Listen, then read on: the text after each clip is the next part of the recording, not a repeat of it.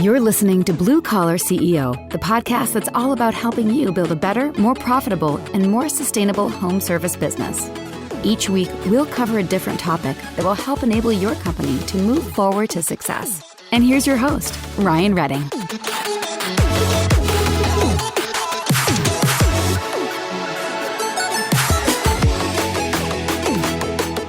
What is up, Blue Collar CEOs? It is Ryan. It is awesome to be with you today. Hope you're having a great week so far.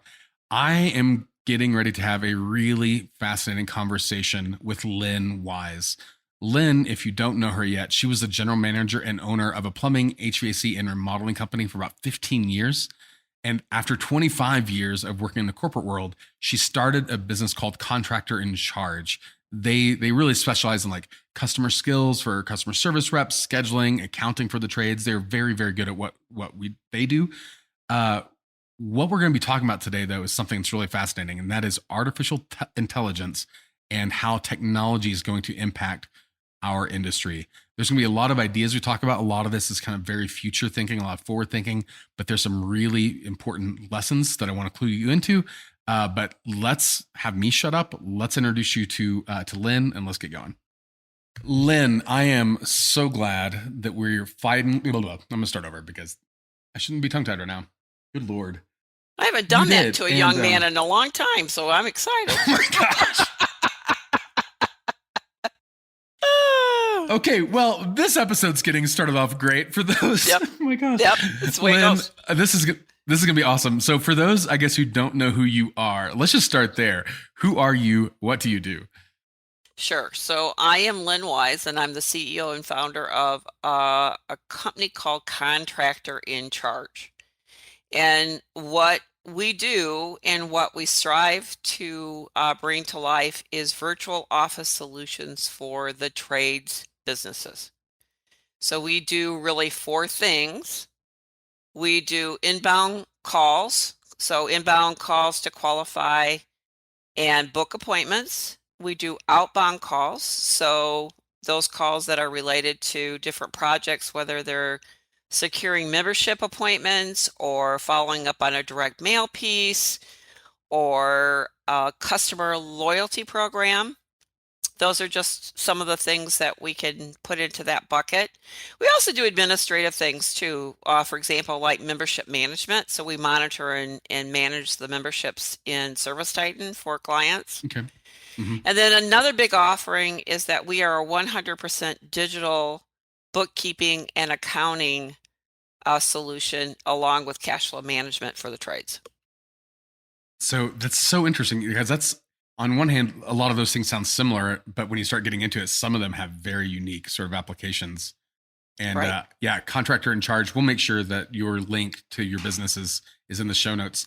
One of the things that I know that's exciting for you to talk about and think about, and it does absolutely relate to the work that you do on a daily basis, is this idea of artificial intelligence and just technology at large. As it relates to the trades. And AI, I mean, to some degree, AI is like a giant buzzword that people have been throwing about, but nobody really knows what it means. Like and what one person means could mean something very different than what another person means. And so I'm just curious for someone just tuning in, maybe just getting dialed into how AI, machine learning, all these things could impact their business. What is it that you're talking about? And what is it that gets you excited? So I'm talking about starting with a business goal. So what's a business goal that is related to being efficient and streamlining and automating processes, just to start with, operations. And where I really became very in tune with this is on the accounting side. So accounting has been and continues to really strive to use artificial intelligence so that the data input tasks that are associated with accounting are done in a less costly way, but also in a very high quality way. So artificial intelligence, if you will, technology in that space has been evolving well over 30 years. And anyone who's used QuickBooks knows that when you have QuickBooks connected to your data feeds, bank statements, credit card statements, it will make suggestions on how you should code that into your financial statements. Well, that's not just by incidence, it's the fact that they're using relationship tables to make that suggestion to you as to the person that does this, right? So because it is so data intensive, it's been in a very effective way to take, by the way, typically an educated individual, somebody has a degree in accounting, and really bring the higher value of what they should be doing for your company rather than putting in data. And that to me is the business goal at the end of the day, is that you're going to pay a degreed accountant to do data input for accounts payable? Yeah, probably not, but a lot of companies do. So it starts with the business goal. And so that's really where my interest started evolving, was in that space, because I see the advancements that the accounting and the finance industry has made. But AI is really about a business goal. And then at the purest level, it's a linear equation. It's algebra. That's all it is. So it's an equation that relates other data to other data so that it can do predictive analysis around an outcome to that data, along with it also provides the ability. There's another technique, human machine learning, which is how do you train that device to continually do it the way a human would do it, right? So everybody Right. sees robots jumping all over the place, and they call that AI. It is, but this is just at the business level, operationally, our ability to use data to take the data that we've been collecting very actively over the last 10 years, and now adding an intelligent layer to it and actually using that data and leveraging that data to help move us forward in our business strategies and operational expenses, reducing operational expenses. Yeah, that's really well said. I think it's helpful for people to realize that, especially when you pull in machine learning or AI, it is really good for things that are monotonous, repetitive, where you have a lot of patterns you can look at and study. If it's a bunch of one-offs, like, you'll never get the benefit of technology like that. Or where there's just sheer volume of data, where there's just layer upon layer upon layer, which is like how QuickBooks is able to do it, right? Because it's not just your finances that it's assessing and measuring and responding to, it's everybody's. And Exactly. so it takes that It's volume. huge bucket of data, right? And then it's easier to see these patterns that if you just let a human do it on their own, they'd get there, they'd just be slower. And actually, it's kind of interesting when the way you're describing it about really being very clear on a business goal. It reminds me, there's a grocery store chain in Texas who uses AI for opening up the lanes with which you buy your groceries when you're done shopping. And so the idea is, this grocery store chain doesn't want a customer to have to wait in line for more than 30 seconds. So it tracks, like, with a suite of cameras, like, it's crazy. And then as it predicts that you're about ready to start checking out, a lane becomes available to you. It is this crazy predictive behavioral thing to make your shopping experience easier, because what that means is they can sell more stuff faster. That's correct. It's efficiency. Right? Yeah. It So think 100% about is. that in our world, right? Think about that in our world, right? So one of the areas that we're seeing some advancement with AI in field service management is the ability to do dispatching based on patterns. Who's the best technician to send that has the best ability to sell the type of job that you are trying to service? What is the best technician with the best skill? Who's repeatedly done that job type over and over again with the lowest callback, right? So it's being used right today. We've built that actually into our solution so that we can assist our clients very efficiently without being in their building, being in their geography, knowing their technicians, but just leveraging that data that is there in their software, primarily, many Service Titan users. So Right. we definitely can leverage that data to do automated dispatching. What other applications can you imagine? Because accounting, payroll, dispatching, all those make sense because they're such like two forms of data that it's correct that it's trying to connect. Right. It's not these really complicated algebraic equations. It's like this guy does a really good job on these things, and we don't lose money. It's kind of a reductionist sort of equation. What other things might you forecast or foresee coming? And I know this is like, popular science magazines in the 1940s at this point, but like, where do you imagine like, hey, if leveraging AI and technology like this in 2 years or 3 years or 4 years in other applications that we don't yet currently know how to deploy? Filtering leads. Oh, interesting. Yeah, filtering leads. As a company that answer phones for these types of businesses, what I can tell you is that about 70% of the inbound phone calls are customer service or questions or nuisance calls. They're not revenue generating calls. So if you had a way to redirect or evaluate the handling of those calls based on some data point of that inbound phone caller, whether it's somebody who resides in your database or they don't, or you've got cross database association, and let's just say it's somebody who wants to know if you service something. It could be that they may have called your business 3 or 4 or several times, or they might have a pattern of calling business of your type, but they don't ever buy anything. So how do you extrapolate that data into a more, I call it a smart lead, if you will. So being more productive with the inbound business of your, or the inbound callers of your business. Whether, by the way, that's a phone statement, but it also applies to any digital leads, right? So being able to assess inbound leads, I call them smart leads for lack of a better term. So is it the zip code that I want to service? Is the demographic of the lead itself what I want as far as an avatar of a customer? Ryan, you've been in this industry or this area for a while. You as a person who was in the marketing space, we tend to book jobs for everybody, right?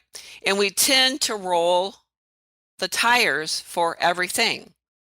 So if there were better artificial intelligent applications that could, one, assess the lead, and two, even maybe service the lead and not roll a truck, it could be a very powerful bottom line tool.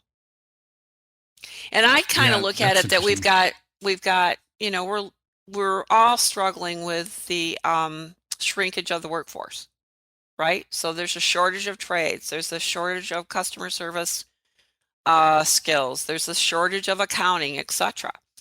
I don't know that we have another choice. So we've got to learn how to work smart and not hard. And I've been in this industry since I was 18. It's a long time, just so you know. And I left the industry in 1989. I came back to it in 2016 and launched Contractor in Charge. And I always say the good news is nothing changed. The bad news is nothing changed. And I think we're sitting at a pivot point. And it is to the benefit of us subscribing to Service Titan and Service Fusion and House Call Pro, et cetera, et cetera.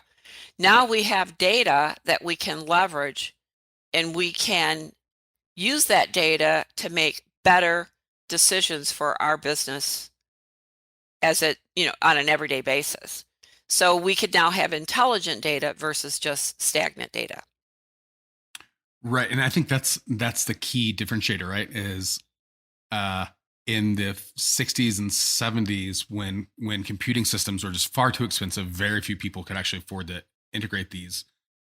You had to be very selective. But for most things, it was done with manual labor still, right? And you needed that information.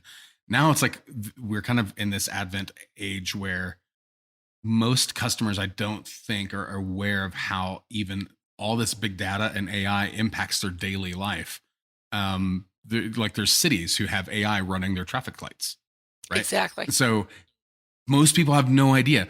And to your point is I think that the trades are forced to have to look at this in the face and recognize that this is the way not only business but consumer expectations are going. And you can Exactly. think Google or Facebook or Amazon, Exactly. whatever, but these companies know how to deploy at scale technology. They keep their local footprint small, but it allows customers to have really high expectations, right? Really, really high, absurd, borderline, like customized expectations. And the technology does it. And I don't think that any industry or any business can survive the next 5, 10, 15, 20 years without recognizing that leveraging technology, leveraging AI to make the core and fundamentals of your business better, faster, smarter, more efficient, and that when done well can also amplify the customer experience so they are satisfied faster without dealing with all the bureaucratic nonsense. Those companies are the ones that will continue to exist and thrive. Everyone else will go out within just a few years. It would be my opinion. No, that is my opinion also. It's a What? method of shaking it out, if you will. Yeah. And you're right. Yeah. And the consumer in the what's going to lead this is the consumer expectations. That's absolutely true. And our friend Google is going to lead the way.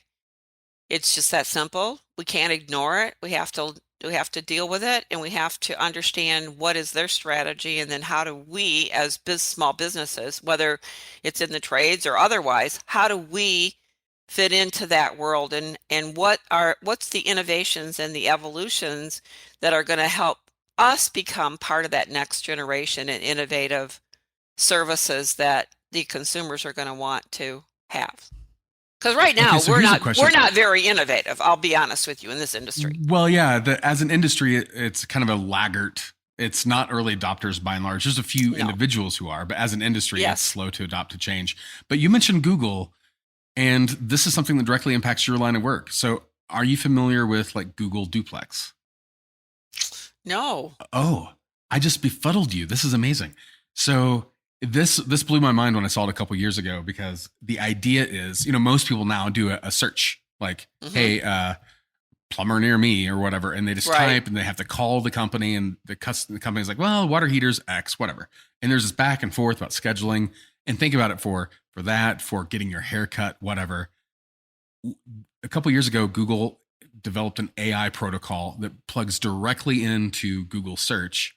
And the idea is, let's say you want to go order a haircut. You want to like book your time to go see your salon and whatever.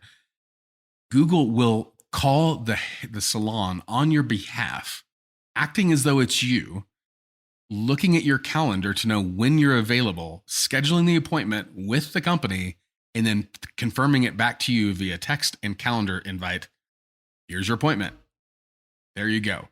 Without the customer ever having to pick up a phone, sit on hold, nothing. It's starting to roll out to a lot of home services and kind of market by market. Like this idea of like AI injecting itself into the communication path between customers and contractors, right? This isn't even operations at this point. This is just the way that you interface with your customer base.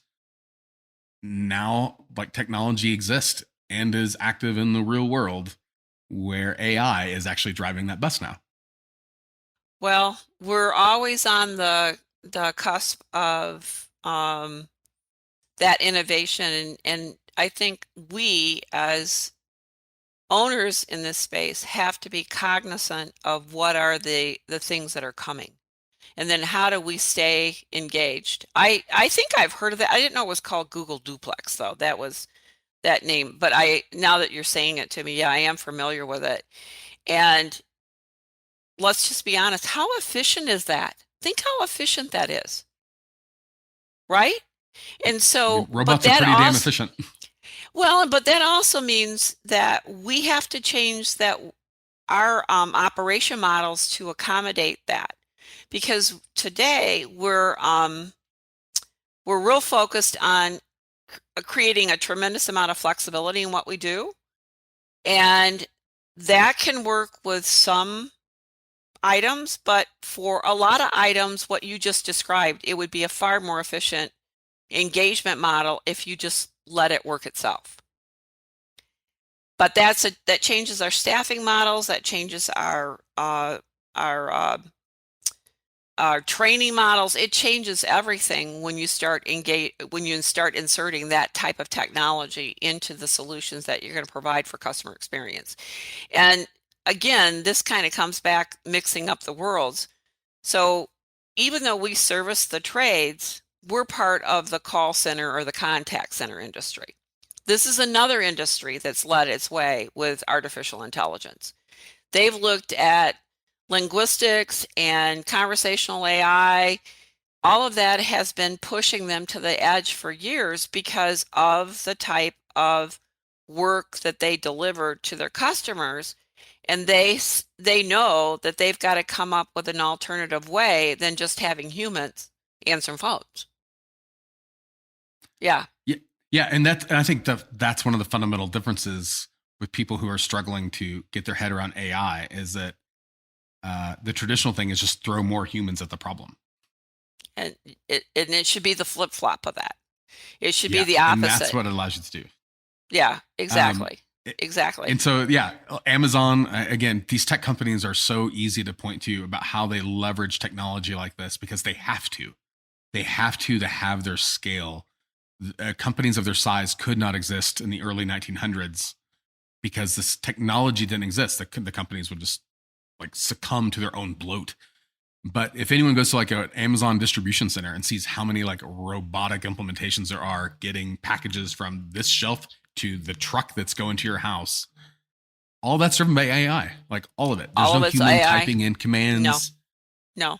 It is a fun. So yeah, I think there's a lot of interesting things that that are primed for disruption. What is there anything about this shift that keeps you awake at night, that makes you nervous, makes you feel uneasy about things? Like, is there anything where you go, we are not ready for what this technology could be capable of?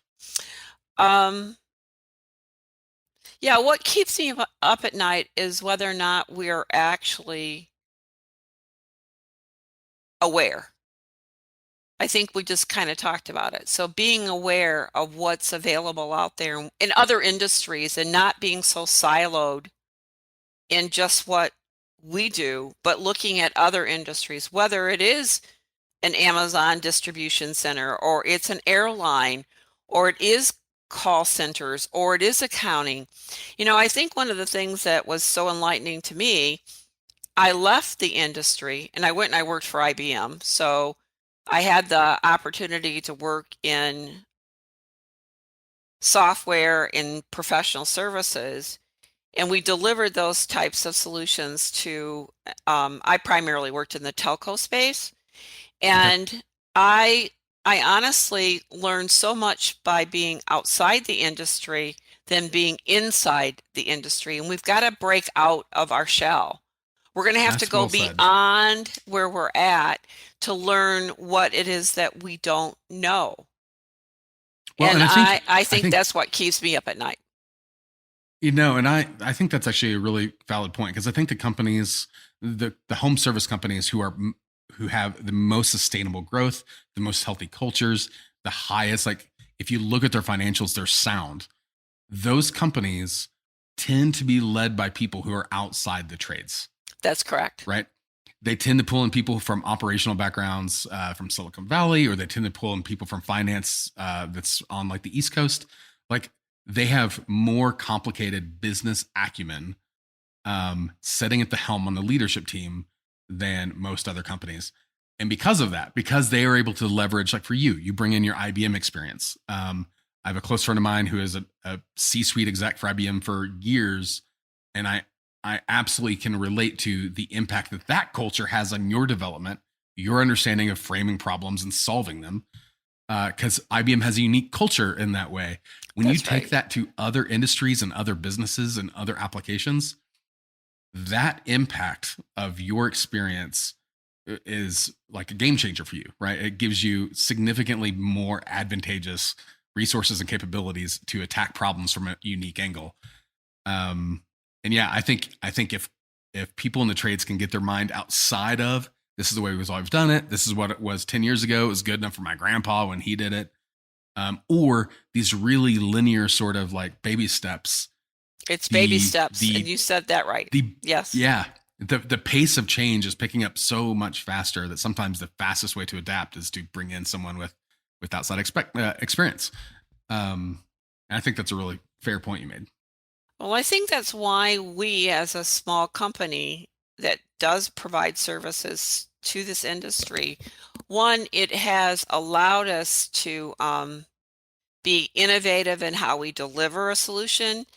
However, there are still so many challenges because of the industry's history and legacy still lives. And we are definitely an industry that focuses a lot of on the top line and on quantity. And we struggle with innovation. In fact, we tend to look at somebody like you've pointed out. There's some large companies that are doing some innovation. They brought in some innovation. They brought it out. So we'll look at those as the leaders, and then we'll try to follow what they do. I think that's a good start, but I think you Mm-hmm. got to look outside your neighborhood, and you've got to see Yes. what others do, because there's a lot of things that are happening out there that are repeatable. May have to be configured differently. That's not untrue, but there are solutions that work in other industries that could as well work in our industry. I still see so much manual effort and so much I don't want to discount the fact that we have brains and that we shouldn't think, but a lot of I'll say deep thinking goes into solving small problems. Well said. Whereas, yeah, so again, you've got to decide, are you going to chase pennies or are you going to chase dollars? Let's chase dollars. And I think dollars lie in the innovation side of what we do. It's not about necessarily always driving sales, but it's how to drive innovation in your business and change the industry as well as your business too. So that's kind of And my background. yeah, I agree. And I think the people who do that well and can do that well consistently, those are the ones primed to become market leaders, maintain that market dominance, and really build a really fantastic mechanism that now gives them lots of potential and lots of options. That without those things, they're going to be swallowed up. They're going to be left behind. Yeah, it's really interesting, and that doesn't mean now maybe the underside of this. That doesn't mean go out and do crazy things and make dumb No, risk decisions. no, Innovation doesn't just mean change for the sake of change, but people who can solve problems faster, smarter, more efficiently, and a painful enough problem that a lot of people have. Those people have a really good spot in their landscape. that is right. In fact, when I started this business, my philosophy was I wanted to solve the immediate needs of the businesses that we could help. But my vision has always been on the next generation and the innovative contractor. It always has been. Because I know that we passed the baby boomers, Mm-hmm. right? We're getting past them faster and faster every day. And I get inquiries consistently from operators that are going, there's got to be a better way. There's got to be a Right. better way. And I believe that's where the innovation starts. Would they take a step back and say, what is it that I can do and do really well? But I also need to have those relationships and partners with other center of competencies that can help me solve the complete business model. And by the way, that is part of AI. So it's not that Right. you necessarily have to become the expert in AI, but you need to find innovative partners to work with you, Mhm. as well as be innovative yourself. Don't let a partner drag you down. Very, very well said. I mean, it is clear that it's a fascinating topic, and you are obviously well versed and well experienced and knowledgeable about this idea. If somebody wants to reach out to you, Lynn, pick your brain, learn more about Contractor in Charge, what's a good option for people to find you, to connect with you? Absolutely. Just visit our website, contractorincharge.com. I have a link right there. It says book a conversation, book an appointment. Put it in the notes. You want to learn more about what we do and how we can help you become more innovative. I'm on LinkedIn, so under Lynn Wise or Contractor in Charge, as well as Facebook, Lynn Wise Contractor in Charge. And we are also a Service Titan certified provider in the accounting space. So we are active on those groups such as Lady Titans or so on and so on. There's the Service Titan groups. So you can find us in multiple ways. We'd be happy. I love to talk about this. I love to understand what's keeping you up at night, and then how can we help you solve what's keeping you up at night. So that's kind of where I enjoy very much. It was so much fun talking to you about this, and this is one of those conversations where arguably you can talk for a long time, getting into a lot of the nerdy, interesting concepts of it. And probably is better served with chips, salsa, and margarita at some point. And beer. Because, and beer. Yes, thank you. Yes. I'm really grateful that you were able to take your time, stop by and join us and talk about this. It was awesome meeting you. Thanks for stopping by. Thanks, Ryan. I enjoyed it too. This episode was hosted by Ryan Redding, author of the book on digital marketing for plumbing and HVAC contractors, and founder of Levergy, the digital marketing solution for serious home service companies. You can subscribe to Blue Collar CEO on Apple Podcasts, Spotify, or wherever you get your podcasts. Visit us online at BlueCollar.CEO and find us on Instagram. And don't forget to subscribe and leave a review.